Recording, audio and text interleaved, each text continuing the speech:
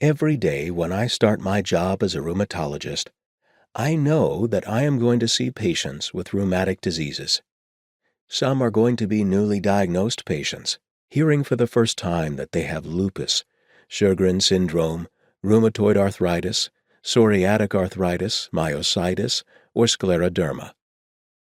As a former rheumatology faculty member at the Johns Hopkins University School of Medicine, and now as a rheumatology faculty member at the University of Pittsburgh Medical Center, I have cared for thousands of patients with rheumatic diseases over the past 20 years.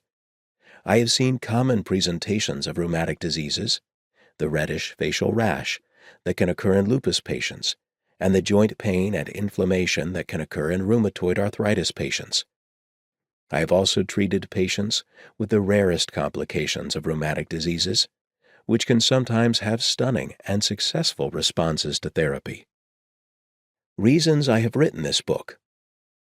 I believe that at the outset I should immediately describe the purposes of this book.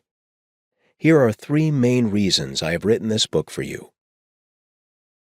1. I want to help you feel empowered and confident so that you can understand how rheumatic diseases are diagnosed. When it comes to the diagnosis of rheumatic diseases, I would like for you to first consider how other diseases are diagnosed in medicine. For example, a blood pressure cuff will be used to tell you if you have high blood pressure. Simple blood tests can determine if you have diabetes or high cholesterol. In these cases, the diagnoses are obvious. Your physician can easily explain to you why you have these diagnoses. In contrast, the ways in which rheumatic diseases are diagnosed can be more difficult to understand. There is no single method that can be used to diagnose rheumatic diseases. In some rheumatic diseases, biopsy of the skin or a muscle might be required for diagnosis.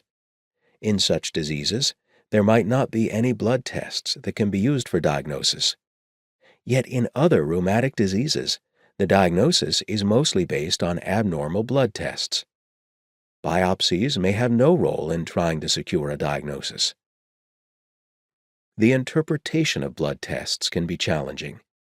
In many rheumatic diseases, there are blood tests that check for autoantibodies. This refers to antibodies mostly produced against proteins in our bodies.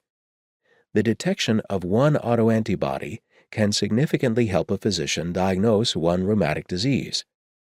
However, when this autoantibody is detected in other rheumatic diseases, the same autoantibody might not be used for making a diagnosis.